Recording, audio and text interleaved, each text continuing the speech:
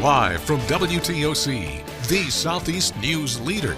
The News Now starts on WTOC Plus. Welcome to The News on WTOC Plus. Jeff Davis County Schools has addressed a recent incident involving a student who posted a threatening message on social media after school hours. Now, the school system said it took immediate action at the school level and contacted local law enforcement as soon as staff were made aware of the situation. The school district says that the safety of its students and staff is the highest priority. They also said in addition to following the established disciplinary procedures for incidents, the school system outlined its current safety measures, which include weapons detection systems at all student and visitor entrances, school resource officers, as well as the district's alert system. Also, under House Bill 268, the school system is in the process of implementing the Say Something Anonymous reporting system. Well, health officials have a warning for residents in Glenn County after a fake health inspector threatened to close a local restaurant. The restaurant manager reported the incident to the Glenn County Health Department, saying that the encounter occurred over the weekend with an angry customer who made the false claim.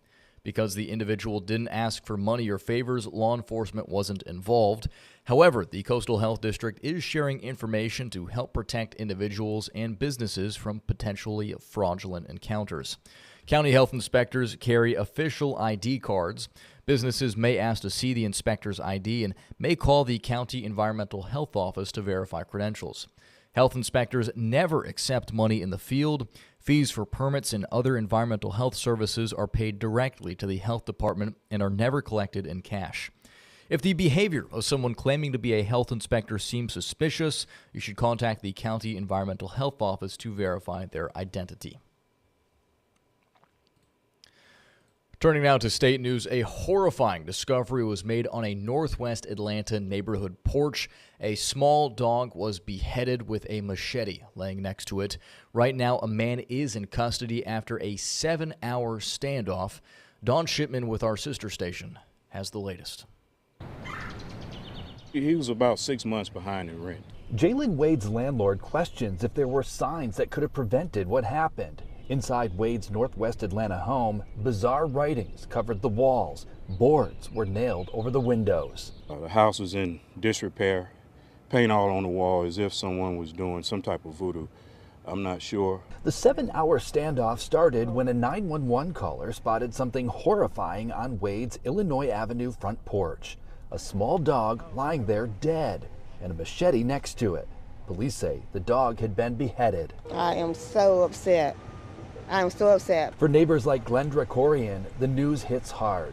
She's a dog lover, and she lives just doors away. My daughter owns her own pet grooming company. She lives in Marietta. And we always had a dog. It hurts my heart. Officers tried to talk with Wade, but he barricaded himself inside. A Fulton County SWAT team eventually arrested him. While Wade's mental state is still in question, health experts say signs like boarded windows and erratic behavior can signal someone is in crisis, and neighbors shouldn't hesitate to reach out for help. I can't believe that somebody would do that to that dog. So something has to be wrong. I don't know. Well, staying in state news, court documents show that WNBA player Ricky Jackson is willing to testify in a case against an Atlanta Falcons linebacker.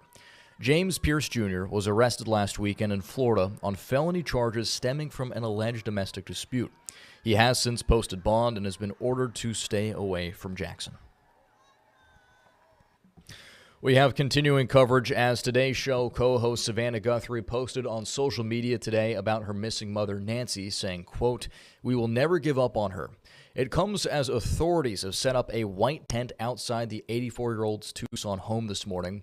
A source close to the investigation has confirmed to CBS News that black gloves found near Guthrie's homes are now being tested for DNA. Jonathan Viglotti has the latest from Tucson, Arizona. It's been nearly 2 weeks since Nancy Guthrie is believed to have been taken from her home in the middle of the night.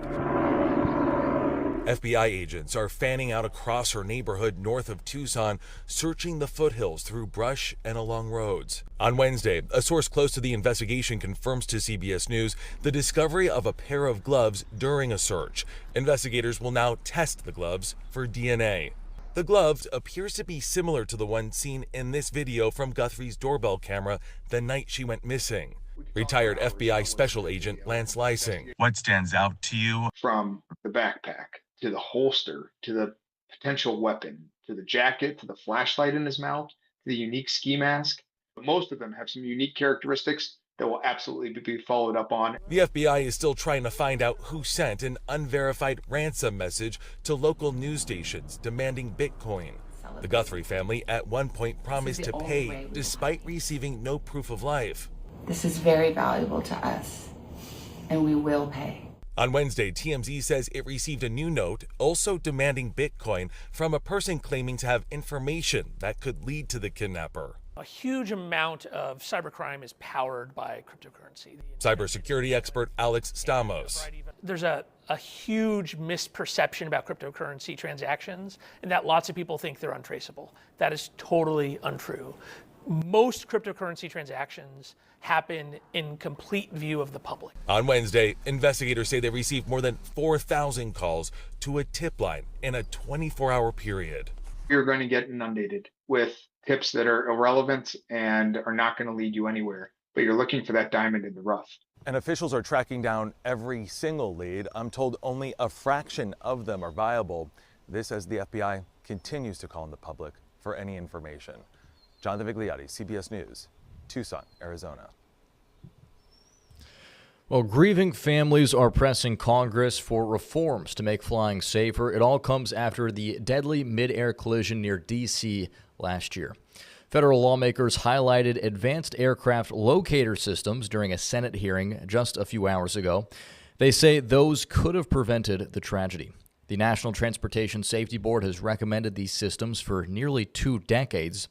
67 people died when an American Airlines jet and Army helicopter collided, including Sam Lilly, who was from Richmond Hill and was one of the pilots on the American flight. Aviation safety relies on the Swiss cheese model to mitigate and manage risk. Layers upon layers of human intervention and technology are meant to close any vulnerabilities or figurative holes left by the previous layer. Unfortunately, just over 1 year ago, that safety system failed just 3 miles from here at Ronald Reagan Washington National Airport. The Senate unanimously approved a bill mandating systems that both broadcast and receive location data around busy airports. However, the House is working on its own version of the bill. Well, the head of Instagram is denying that his platform is addictive. Adam Mosseri was asked whether Instagram hooks young users, and he responded saying he doesn't think users can be, quote, clinically addicted to the app, though he did say, quote, problematic use was possible. This is part of a landmark trial centered on social media addiction, especially in young people, and it comes as we monitor a bill in the Georgia State House which would keep social media companies from using engagement-maximizing algorithms if they know a user is 14 or younger. It would also require platforms to verify the ages of their users. Well, the Georgia Ports Authority has named a Savannah man as its new president. Kevin Price will take office on July 1st. He'll first report to CEO Griff Lynch, with plans for Price to transition to president and CEO in mid-2027. Price is an operations executive who currently serves as president of Gateway Terminals in Savannah and has over 30 years of experience in multiple leadership roles. He most recently served as chief operating officer of Virginia International Terminals prior to Gateway Terminals. Price said he looks forward to working with the Port Authority's leadership team to keep building their future momentum and winning trajectory. Well, there was a shocking twist to a suspected break-in at a nonprofit in Oklahoma. Employees figured something wasn't right when they arrived to work Monday morning and found blood on the windows as well as papers strewn everywhere. Aiden Joe Ferris explains what happened. For employees at the Lyft Community Action Agency, it looked like a normal start to the workday. I came about 7 o'clock in the morning. The door was open. I thought maybe they just didn't get locked shut. But it didn't take long to realize something was off. And I came in, went to my office, and a little bit later, Terry comes and said, hey, we think a break-in. Doors were open, files were scattered, and the deeper they looked, the stranger it got. The ceiling's all caved in. That's when we first started noticing the blood everywhere, blood all on the window sills, and pretty much everywhere you look, there's blood everywhere. Every window, every door. That's when curiosity turned into caution, and police were called. One of my coworkers was like, don't touch anything. It's been a crime scene. So the police came up to me. He said, yeah, it's been blood all over the wall. And I looked and I jumped back. And I was like, what? And she said, yeah, I guess it was a crime scene. And it was blood trampled everywhere. Everything at the scene pointed to a break-in, even to police. They said there's no way this could be an animal, especially with the size of the hole in the ceiling. It was huge. It looked like a guy fell through it. But the biggest clues weren't on the floor or in the ceiling.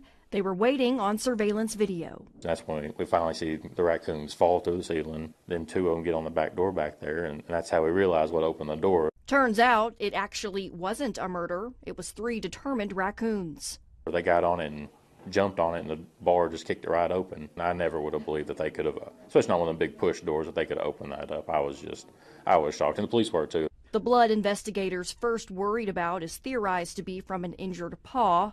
2 of the raccoons made a clean getaway. The third, still missing. Yeah, they said we filed a police report on him, but they ain't found him yet, so. And now Lyft employees are left with a story they never thought they'd tell. We've had buildings that have been broken into, but this is our first experience with 2 raccoons who's come in to have a good time and leave. Well, I don't know if I'd want to go into work if there was still a third raccoon on the loose, probably up in the ceiling or something like that. Just at your desk, have a raccoon fall on you middle of the day. That'd be something else. All right, turning now to education news. Georgia is positioning itself as an AI talent pipeline, and Kennesaw State University is leading the charge to fill that workforce gap. KSU will soon be the first institution in Georgia to offer both a bachelor's and a master's degree in artificial intelligence. The bachelor's program launches this fall on both the Marietta campus and online. There is some serious economic demand behind this. A Georgia Chamber of Commerce report shows AI will drive 186,000 new STEM jobs over the next 5 years in just Georgia alone. And a bill advancing at the state capitol could significantly change high school sports across the state. It would allow student athletes to earn money from their name, image, and likeness, or NIL.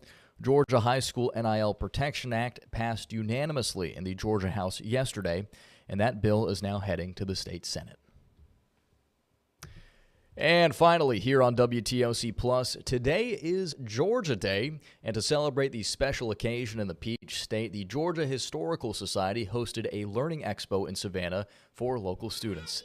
Georgia Day was founded as the 13th colony more than 250 years ago on February 12, 1733, and it all happened in Savannah, Georgia's first city.